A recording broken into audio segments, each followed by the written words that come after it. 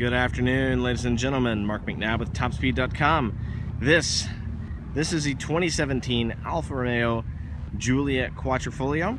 It is brand new for 2017 and brand new for the US for this year as well. This marks Alfa's re-entry into the United States as a mass production vehicle or automaker, and this is the high-performance version of their Giulia sedan. If you read TopSpeed.com, we're going to have a full written review there with tons more information, but this is the video walk around, and we're going to take a look at everything around the car, and then we're going to get behind the wheels. So without further ado, let's look up front.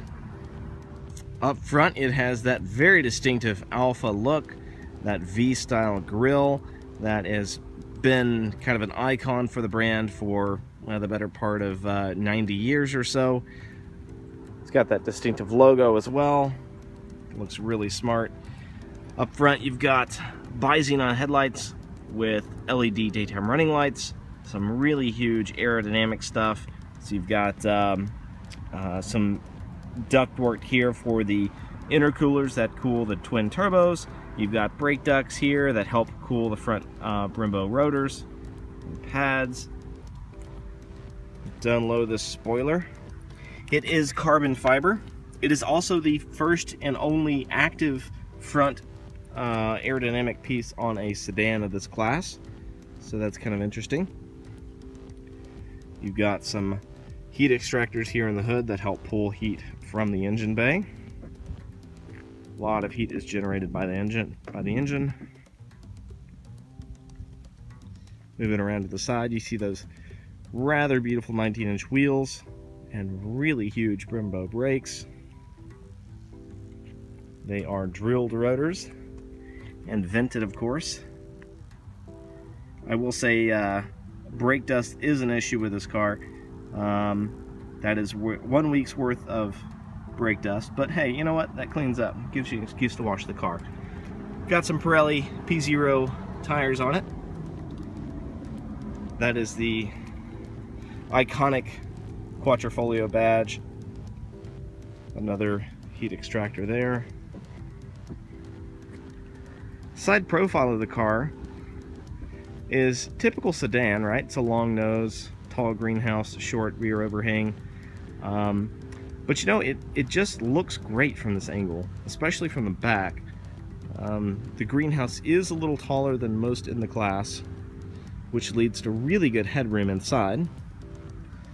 You race car types should have no problem putting on a helmet inside this car, going around a track. Back here we've got more aerodynamic stuff and carbon fiber. That is a true carbon fiber spoiler here. There's the Giulia name. Nice LED tail lights. And of course down low, some very huge quad exhaust tips here with a nice diffuser that comes off of a plate that runs just about the length of the car. So a lot of aerodynamic stuff going on inside this, or around outside the Giulia Quattrofolio. Now, Alfa Romeo did do some interesting stuff with this car for lightweight purposes. So the fenders and the doors are all aluminum. The roof and the hood are actually carbon fiber. So that is really, really interesting, especially at this price point, especially for what it is. Pricing does start right at around $72,000.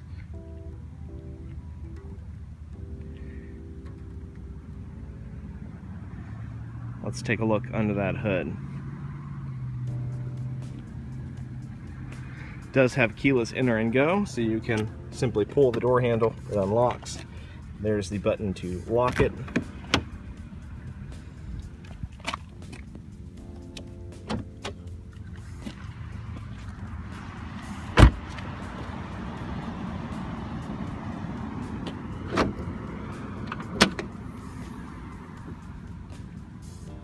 Alright, so this is a 2.9 liter 90-degree V6 with 2 turbochargers.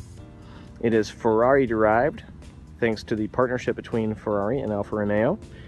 It makes 505 horsepower and 431 pound-feet of torque. If I'm wrong on that, you'll see it on the bottom of the screen. There is that uncovered carbon fiber hood. Really cool detail.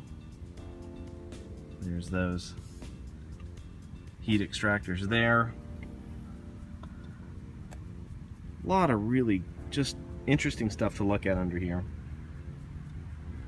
And of course it does say Alfa Romeo there on the engine cover. And it does have the Quattrofolio badge on it there too.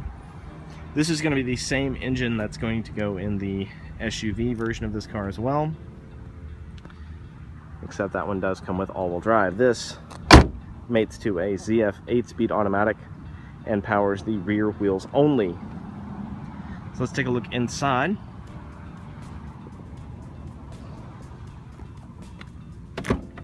And by the way, that is called the Stelvia, the SUV version. Hope you can see it because of the really harsh sunlight on this lovely December morning. But here is the interior. It's got some very heavily bolstered sport seats here with Alcantara and leather behind the wheel. You're greeted with a very molded steering wheel here with Alcantara, leather, carbon fiber, and aluminum. To start the car, push this button after you push brake, and the car wakes up. So go ahead and close the door and take a look at stuff. So immediately you are greeted with Alcantara, leather, and carbon fiber everywhere. It's just like the steering wheel. So you've got Alcantara here on the top of the door, there in the center part, leather armrest with contrast stitching, which matches the contrast stitching on the seating, which matches the contrast stitching here on the center armrest, which matches the contrast stitching here on the steering wheel. It's just a very,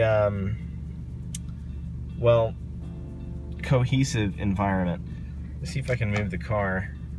That way we can get a better view. There we go. Kill that harsh sunlight. So as you can tell, we have a digital speedometer here in the center, a very nice easy to read tach, and a analog speedometer over there. Fuel and temperature are digitally read, and by the button here you can scroll through different stuff on the information screen. It's a lot of good stuff there. The center infotainment system is not touchscreen, however it is a large screen and everything is controlled here by this dial. So if you want to go through, you can simply use it much like Audi. So you can hit menu, return to the main menu, there's radio, you've got media, phone, navigation, applications, and settings. One nice thing, neat thing about the car is under applications you can see My Car, click that. There is your tire pressure readout. Really like the way they have displayed that. It is very graphic, very interesting. You can see your maintenance stuff, oil level, all that sort of neat stuff right there under apps and My Car. You've also got an efficiency drive mode, so you can see basically how you're doing as far as driving efficiently. Most people probably won't use that. This is the Quattrofolio model, so most people are probably going to be driving this pretty hard. This is navigation, and navigation is 3D, so it provides some pretty nice views here as well. One nice thing is the top of this pad is a writing pad, so if you want to enter an address or something like that, you could scroll through, turn the dial, and do all that sort of stuff, or you can simply write your response in. So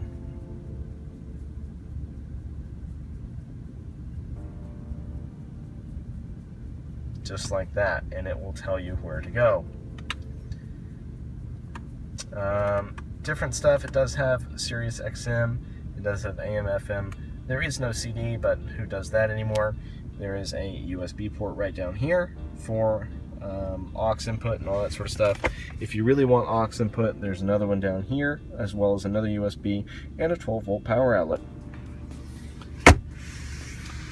Volume for the radio is here, as well as forward, back, and then power is pushing down.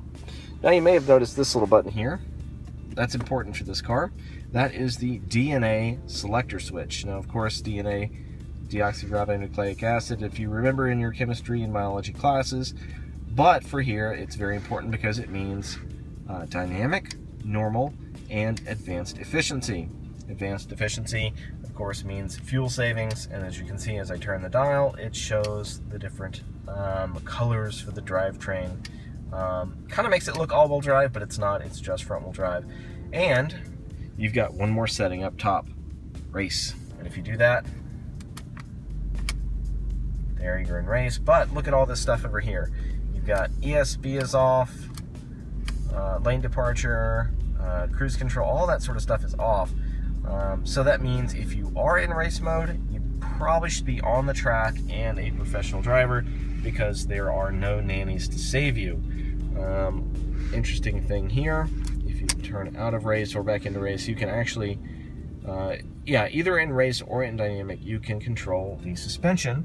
You can make it softer, the active dampers, without disturbing any of the actual things that make the car in dynamic mode. So you've got the steering, the throttle, the transmission shift points, and engine programming, stuff like that. So you get all the joy, but without the harsh ride, and it really does make a difference. Now, speaking of transmission, this is the very BMW-like transmission here. So you've got park. If you press the brake and pull the trigger on the front, pull back, there's drive, neutral, reverse, and if you push it over here, now you're into manual mode. You can either do it forward and back like this, or, of course, most preferably, using the paddle shifters.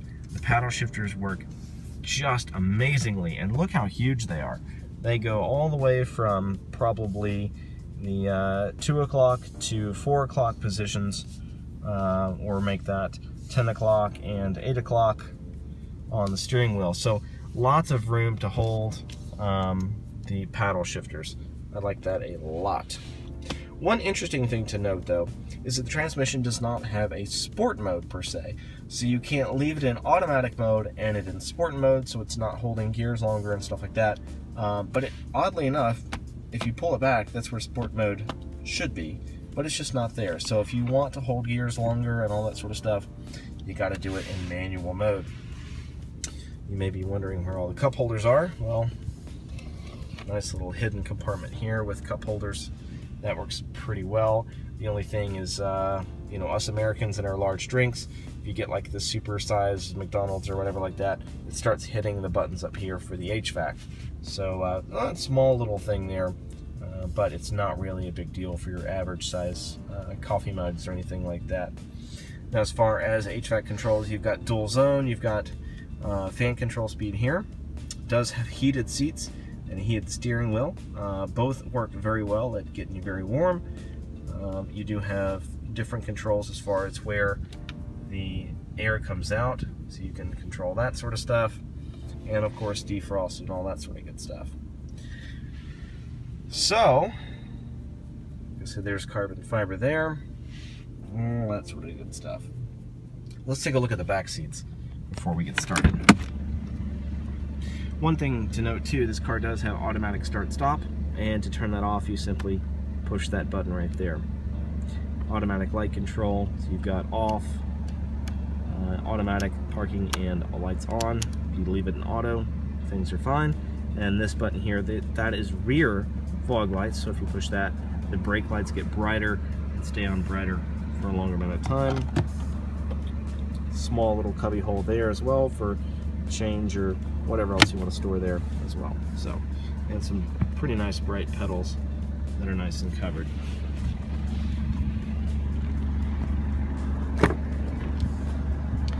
In the back seats, you've got a decent amount of room. It's not big. Don't plan on putting a full-size car seat back here or taking grandma on a 14-hour drive. There's no center armrest. There's not really a whole lot of creature comfort back here. In fact, there's not even a cup holder. I guess that's one on the door, but don't expect to get a tall drink in there. Especially don't expect to get tall people back here either. I'm not very tall.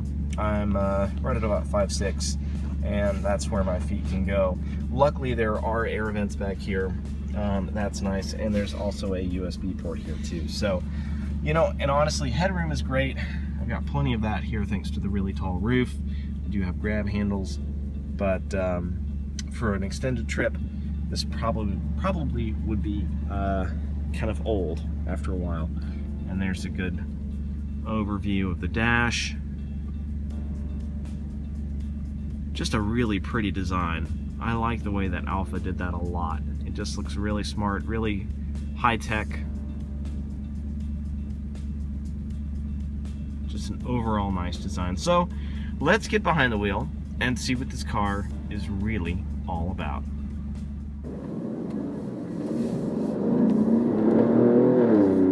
Alright, so behind the wheel of the Giulia, you know, I gotta say this car is very, very purposeful in its design, in its execution of being a really awesome four-door sports sedan. Alfa Romeo has come out of the gate for America in 2017 as a real, true competitor to the BMW 3 Series and the Mercedes C-AMG. You know, it just it's a very impressive car for their first stab at being back in the States. And, you know, I gotta say, I really like this car. There's a lot of very nice attributes, a very nice driving experience, and, of course, 505 horsepower. That's hard to argue against. So a little bit about the car from behind the wheel. So all of the carbon fiber parts and the aluminum door skins and the aluminum fenders and all that sort of stuff add up to a very light feeling and very nimble experience behind the wheel. This car is very tossable. It feels very peppy, of course, and of course it just feels light on its feet. And that sound is so addicting that you always want to stay in the throttle.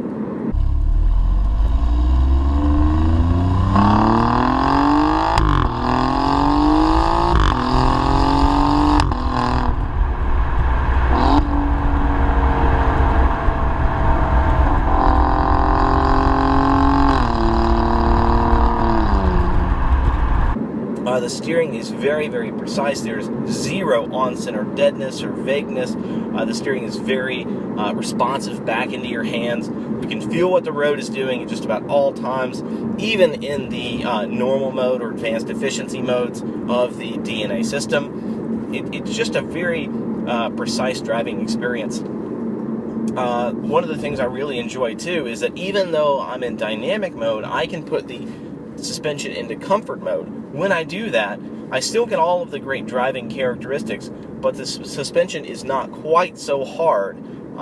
That makes it nice over really rough roads or things like that when you're still trying to be kind of aggressive with it. Gauge cluster is very easy to read. Visibility is excellent as well.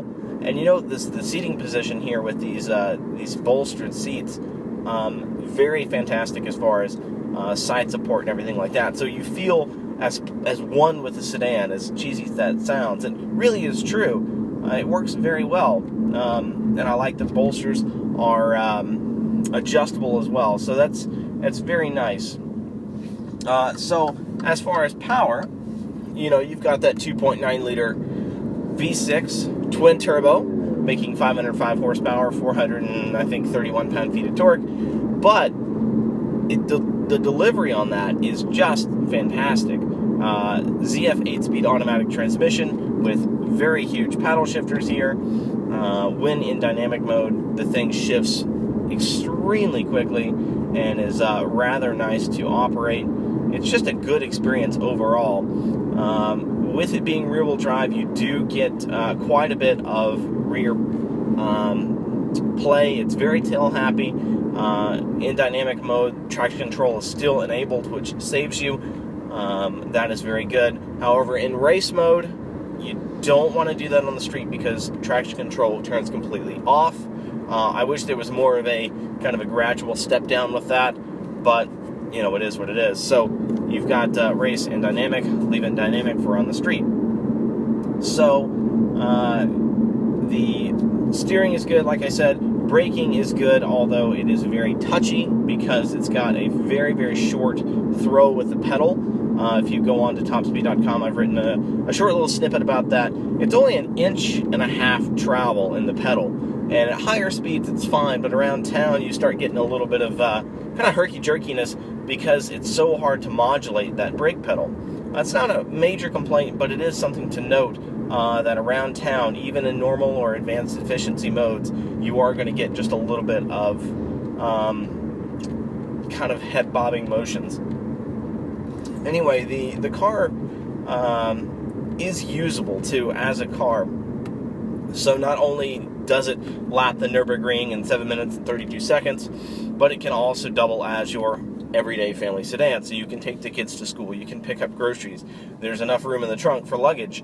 It just works, and there is a lot to be said for that. So for that, I really do like it. Now, of course, with it being what it is, this carbon fiber laced sports sedan from Italy, it is fun to hound.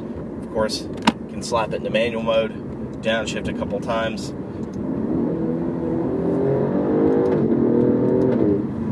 and fire off some really quick shifts. There's a lot to be said for that, and that is what this car is meant for.